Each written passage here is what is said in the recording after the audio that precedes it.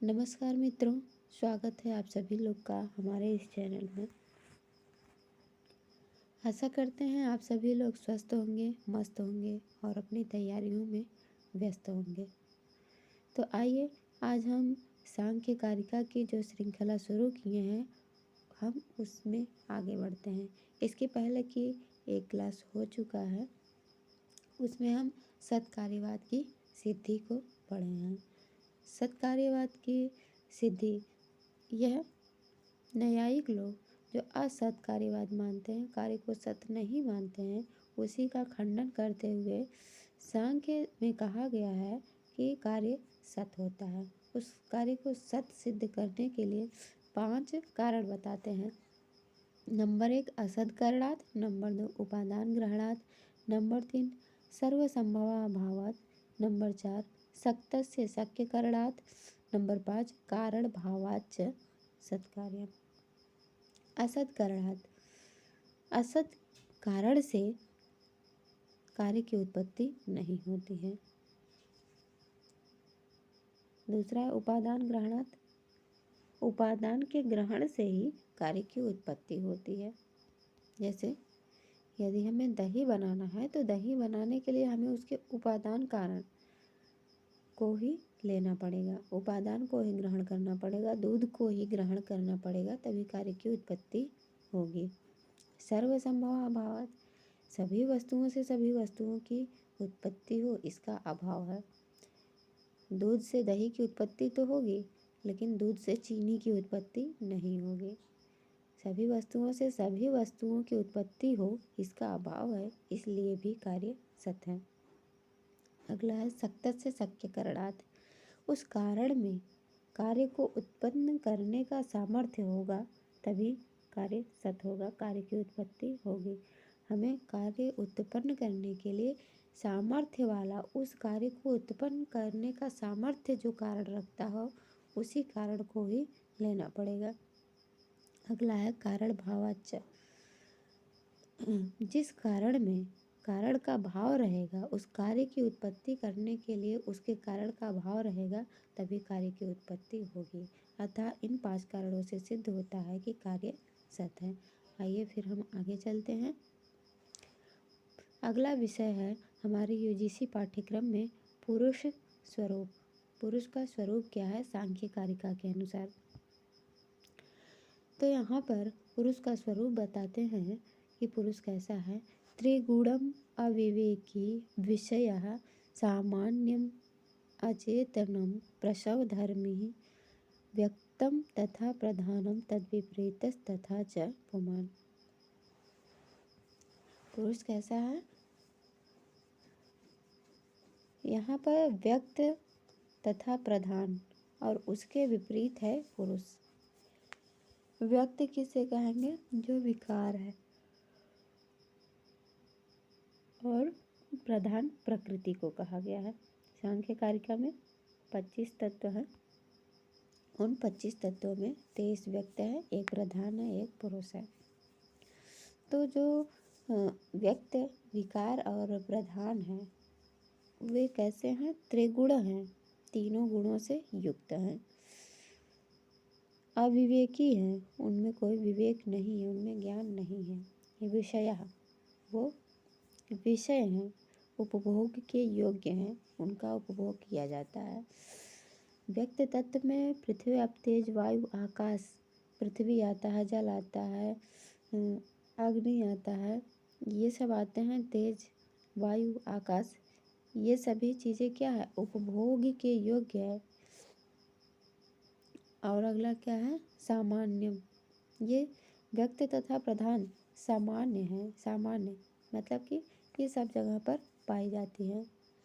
और अगला क्या है, अचेतनम, अचेतन। फिर प्रसव धर्मी, इनमें उत्पत्ति का गुण होता है, उत्पन्न करने का गुण होता है, प्रसव करने का धर्म होता है, किसमें, व्यक्त तथा प्रधान में। और जो इसके विपरीत है वह पुरुष है। तो पुरुष कैसा है, व्यक्त तथा प्रधान त्रिगुण है, तो पुरुष निर्गुण है, गुण से रहित है, तीनों गुणों से रहित है। व्यक्त तथा प्रधान अविवेकी है तो पुरुष क्या है? विवेकी है। व्यक्त तथा प्रधान सामान्य है, सब जगह पर पाए जाते हैं, किंतु जो पुरुष है पुमान वह असामान्य है। व्यक्त तथा प्रधान चेतन है, उसमें चेतनता है, अचेतन है, किंतु जो पुमान है पुरुष वह चेतन है। व्यक्त तथा प्रधान प्रसव धर्मी है, इनमें उत्पत्ति का गुण होता है, किंतु जो पुमान है उसमें उत्पत्ति का कोई गुण नहीं है। तो पुरुष के कौन कौन से गुण हुए और व्यक्त तथा प्रधान के कौन कौन से गुण हैं। तो सबसे पहले व्यक्त तथा प्रधान का देख लेते हैं। व्यक्त और प्रधान अर्थात विकार और जो प्रकृति है, प्रकृति विकृति, प्रधान प्रकृति हो जाएगा, व्यक्त विकृति। ये दोनों जो है त्रिगुणम, इनमें तीनों गुण रहता है, रजोगुण, सत्वगुण, रजोगुण और तमोगुण, तीनों गुणों से युक्त है। इसीलिए पृथ्वी, आप, तेज, वायु, आकाश, इन 5 तत्वों से जो हमारा शरीर बना है इसमें भी तीनों गुण पाए जाते हैं। अगला है अविवेकी।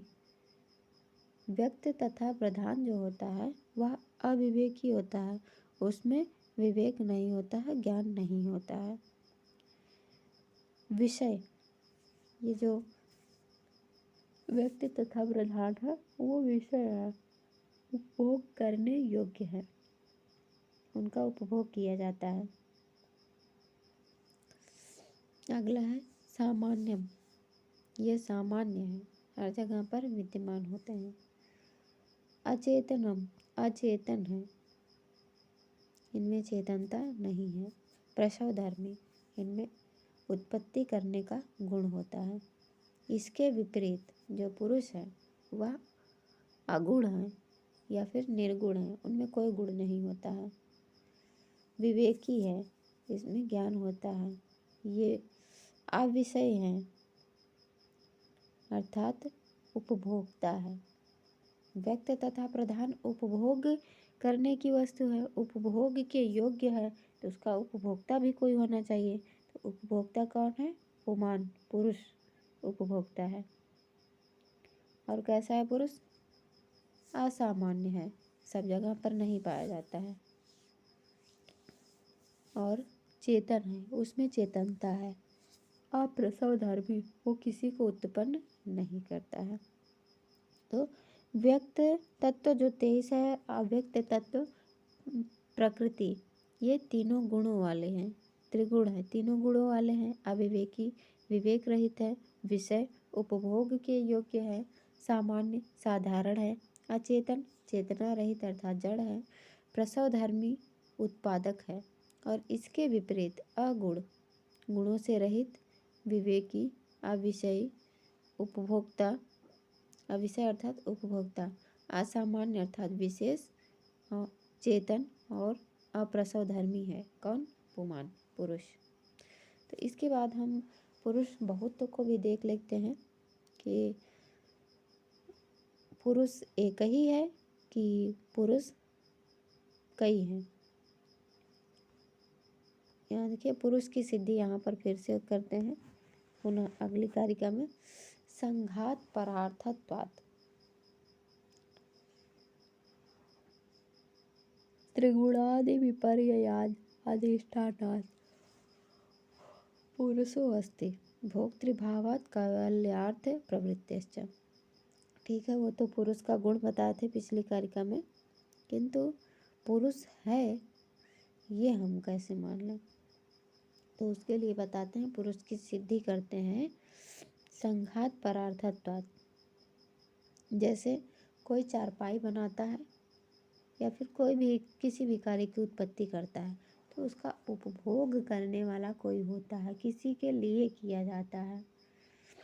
किसी का दिमाग नहीं खराब है कि वह कोई काम करेगा, उसको उपभोग करने वाला कोई ना हो, किसी को उसका भोग नहीं करना है। तो कोई भी वस्तु हो, कोई भी चीज़ हम बनाते हैं तो उसका भोग करने वाला कोई ना कोई होता है। तो यहाँ पर सांख्य तत्व में ये कहा गया है, ये कहते हैं कि ये जो 23 विकार हैं, इसको बनाया गया है, ये उपभोग के योग्य हैं, तो इसका कोई ना कोई उपभोक्ता होगा। तो वो उपभोक्ता कौन है? वह पुरुष ही है। तो संघात परार्थत्वात्, यह जो संघात है वह परार्थ है, वह दूसरों के लिए। संघात मतलब समूह। विकार, विकृति इत्यादि जो 23 तत्व हैं, ये इन 23 तत्वों का जो समूह है, अभिमान है, ऐसे अहंकार है। अहंकार कब आता है? अहंकार यह मेरा है, यह मैं हूँ, यह मेरा है, यह तुम्हारा है, ऐसा है वैसा है, इस प्रकार का जो अहंकार है, या फिर पृथ्वी, आप, तेज, वायु, आकाश, ये सब हैं, ये सब इन सब का समूह परार्थत्वात् दूसरों के लिए है, दूसरे के लिए है, स्वयं के लिए नहीं है। इसलिए भी सिद्ध होता है कि पुरुष है, उस पुरुष के लिए यह सब है। और कैसे सिद्ध होता है? त्रिगुणादि विपर्ययात्, ये तीनों गुणों से विपरीत है। तीनों गुण जो सत्व, रज और तम है, इन तीनों गुणों से विपरीत है, इसलिए भी सिद्ध होता है कि पुरुष है। क्योंकि व्यक्त और प्रधान ये दोनों जो है त्रिगुणम, तीनों गुणों से युक्त है। जो पुरुष है वह त्रिगुणादि विपर्ययात्, तीनों गुणों से विपरीत, तीनों गुणों से रहित है, इसलिए भी सिद्ध होता है कि पुरुष है।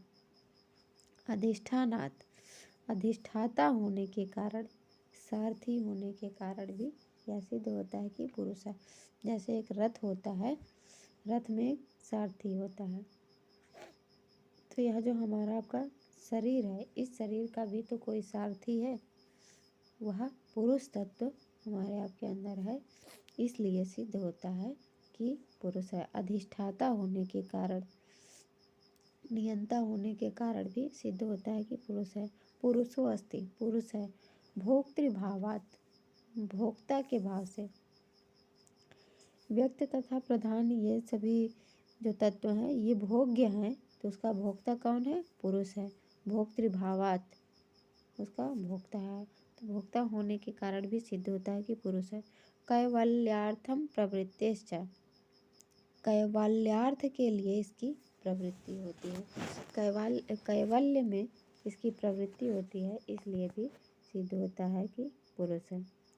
जैसे पर्यंक अर्थात चारपाई बनता है तो उसका उपभोक्ता कोई अवश्य होता है, वैसे ही यह महत आदि, महत अहंकार, पंच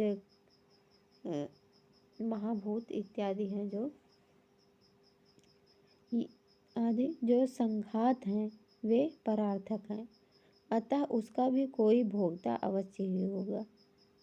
त्रिगुण अविवेकी आदि गुणों से विपरीत होने के कारण तथा जैसे रथ, घोड़े आदि का अधिष्ठाता एक सारथी होता है, वैसे ही शरीर का अधिष्ठाता भी कोई पुरुष है, तथा महत आदि भोग्य तत्वों का भोग करने वाला और कैवल्य मोक्ष में प्रवृत्त होने वाला होने के कारण महदादि तत्वों से भिन्न पुरुष नामक एक तत्व भी है।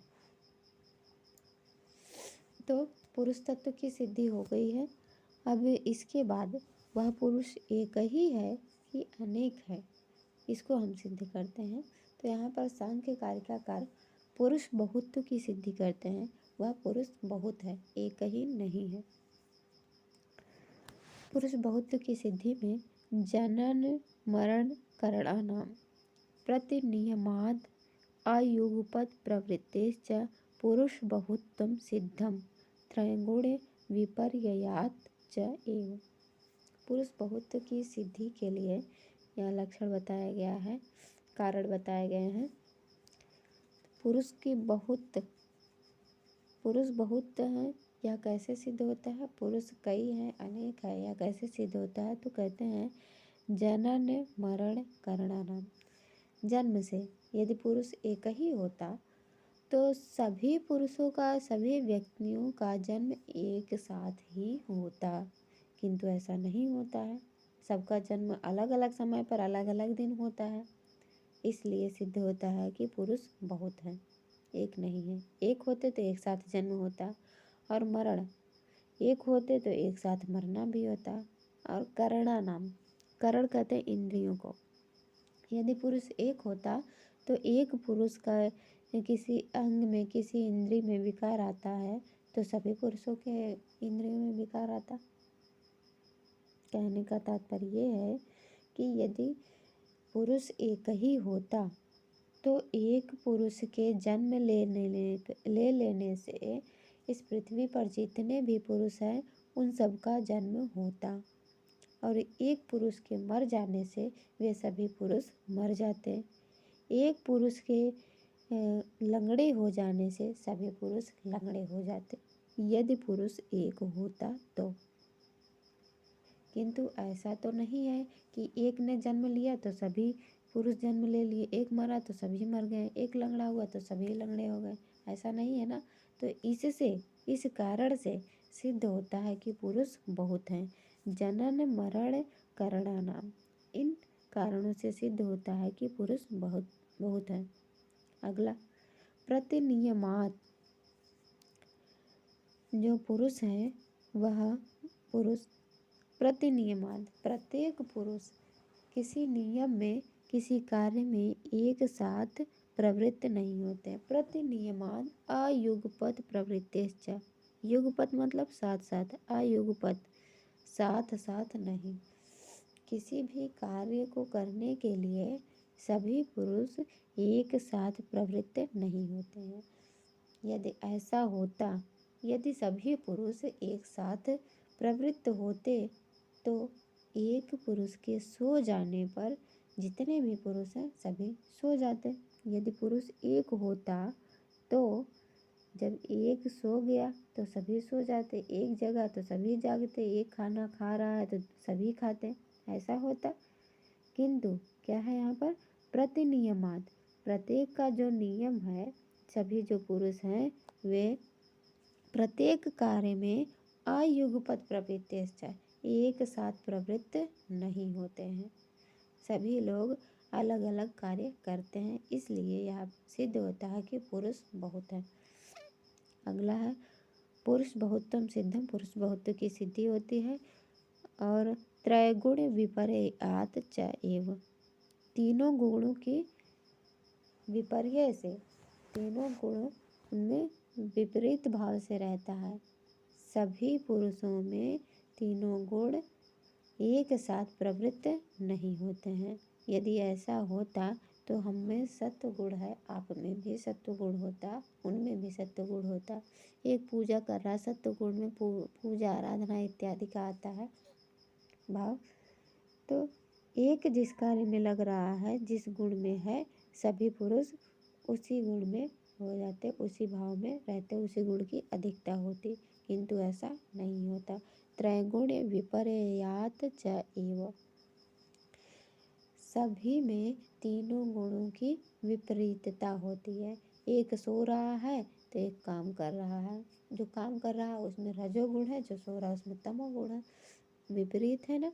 सभी में तीनों गुण अलग अलग रहते हैं, एक साथ प्रवृत्त नहीं होते, एक समान नहीं रहते हैं। इसलिए भी पुरुष बहुत है, इसकी सिद्धि होती है। पुरुष अनेक हैं क्योंकि सबके जन्म, मरण और करण इंद्रियां अलग अलग होती हैं। सभी पुरुष एक साथ किसी कार्य में प्रवृत्त नहीं होते हैं। इसमें तीनों गुणों का विपर्य है। कोई सत्व गुण के कारण सुखी है तो कोई रजोगुण के कारण दुखी, और कोई तमोगुण के कारण मूढ़ है। अतः इन तीन कारणों से पुरुष का बहुत सिद्ध होता है। पुरुष बहुत की सिद्धि के लिए कितने कारण बताए गए? 3 कारण। एक है जनन मरण करणानाम, दूसरा है प्रतिनियमाद अयुगपत प्रवृत्तिश्च, तीसरा है त्रैगुण्य विपर्ययात। तो यहाँ पर हम आज की इस कक्षा में पढ़ें पुरुष स्वरूप की सिद्धि और पुरुष बहुत। ये आपका था अगला पॉइंट यूजीसी पाठ्यक्रम में।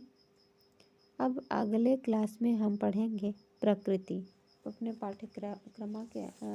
पाठ्यक्रम के अनुसार प्रकृति की सिद्धि को हम अगली कक्षा में पढ़ेंगे। तब तक के लिए हमारी आप क्लास देखें, उसके लिए धन्यवाद। मिलते हैं अगली क्लास में। नमो नमः।